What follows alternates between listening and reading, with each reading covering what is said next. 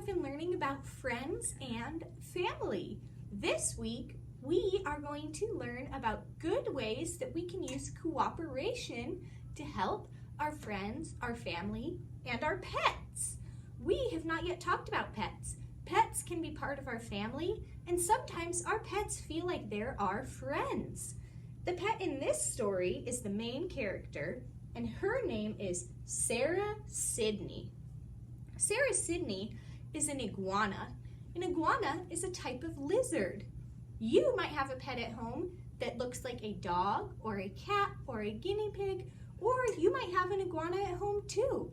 Whatever your pet is, you probably love it like it's part of your family. Today, we are reading the story, Sara Sidney's Runaway Adventure. The author who wrote the words is Pam Schiller. The illustrator who drew the pictures is Joe Body.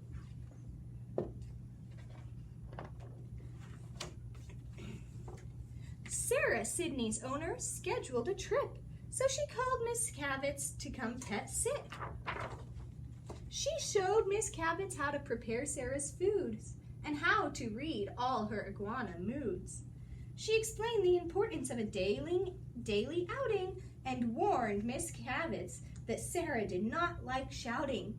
"You must never," she said, "whatever you do, take Sara outside at 2:30.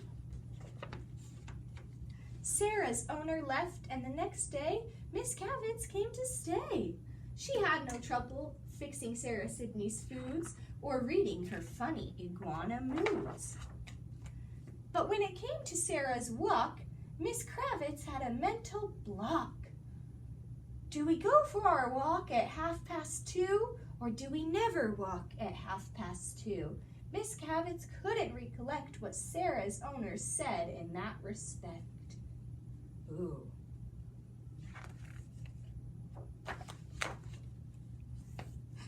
So she got Sara ready and out the door they flew, just as the clock struck 2:30. At the very same time, out of his door with a clang came the neighbor next door, Mr. Bojang.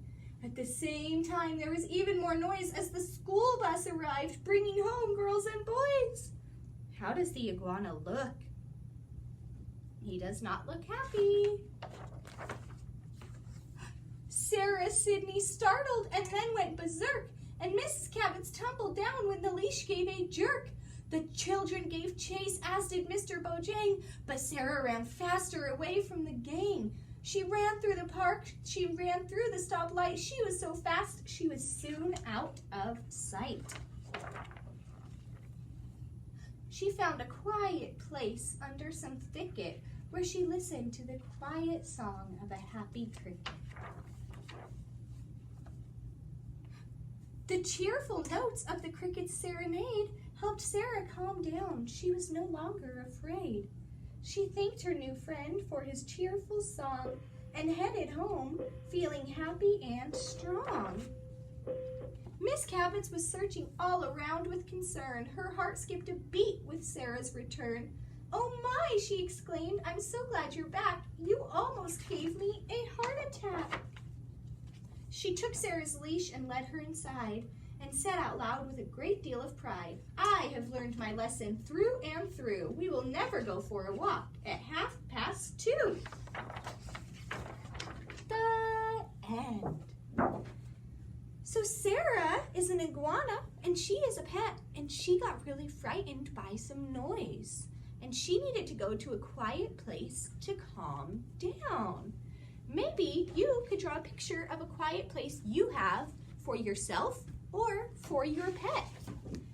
In my house, my dog has his own little house called a crate. And my dog loves sleeping and being in his crate. So I'm going to draw a rectangle for the shape of my dog's crate. And I'm going to make it 3D because he can go in his crate. This is my dog's crate. And it has a little door. So I will draw the little door. Here are the hinges for the door. And it opens like this.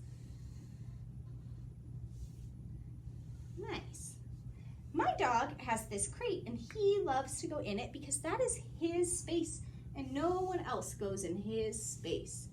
It's very important to have a calm down area or a calm down thing that you do. When my dog goes in his crate, he has a little toy that he likes to chew on. Maybe you have a toy that helps you calm down. So I'm going to draw my dog in his crate. My dog's face is a circle and his body is an oval. And my dog has 4 legs. 1, 2, 3, 4. My dog has a big fancy tail. Your dog might not have a big fancy tail. Your dog might have a little tail, or you might not have a dog at all. He has 2 ears, a nose, and 2 eyes. And my dog is happy when he is in his crate. This is where my dog likes to calm down. So I'm going to put shh,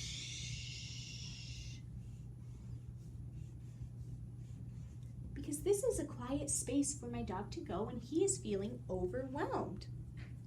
You might have a quiet space that you like to go when you feel overwhelmed.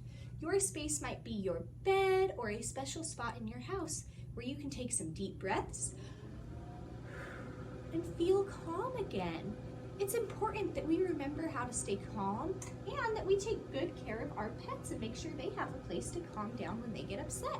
So I'm going to write my name on my paper and I will see you in class. My name is Miss Conley. It's very important we always write our names on our papers so we know who did the work. I can't wait to see you in class. Goodbye.